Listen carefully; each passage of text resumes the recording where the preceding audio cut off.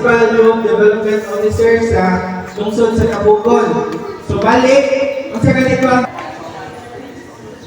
ang TYM.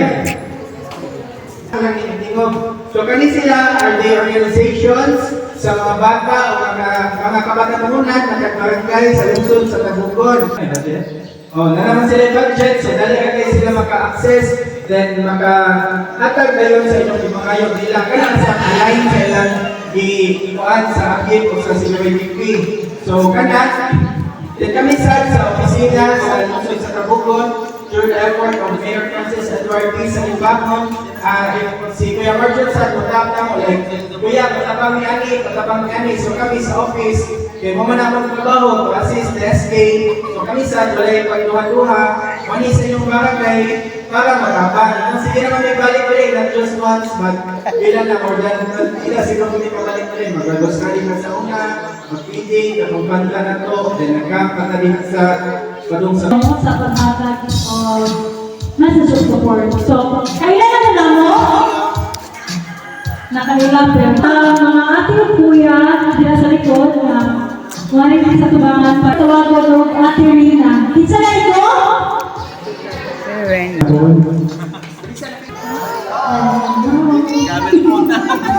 Wait lang. So, nakalimutan na mo.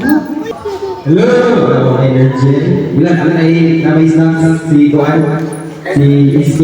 So, maghapon sa tanan ako diyan si Kuya Carlo from Carlos Saldaga from Barangay Canamana. So, maghapon pag-usap.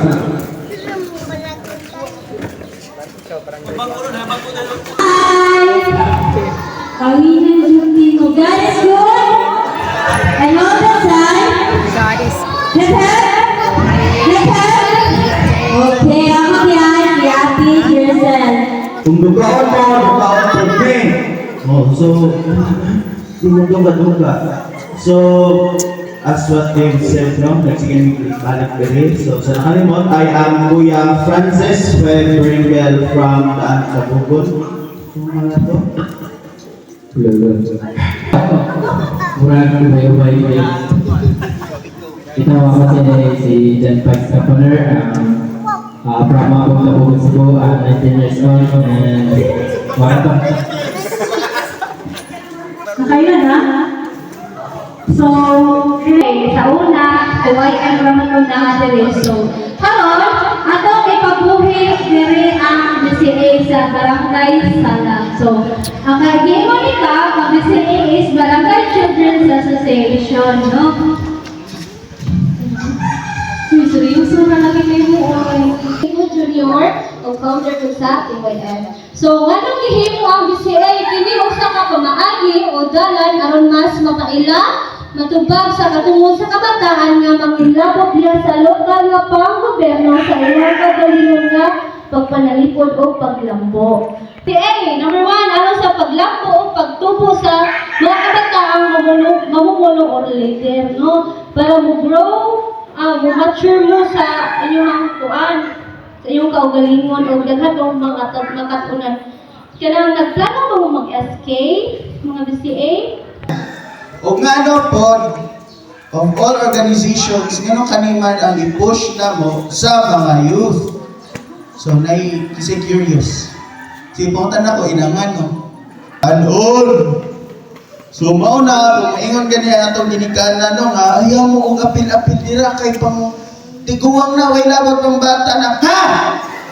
Naaway ka tungod mo apel. Especially mga programa nga gi-prepare nila ka sa barangay. Gi-prepare sa yung skin. Naaway ka tungod mo apel ana. Pero unless ang ipasabot nila sugal, kare ay mong apel. Ha? Nakaring mga naong nga nagdoong ginig static. Naaway ka tungod ay nakinanala sa balaod nga mong apel. Ha? Ha? Kaya usaon pag pinakatusog. Sige, thank you, Kuya Feb. linyahan na, pilahan na sa snacks. Tapos na din ang BCA Association at regulation mga lahat.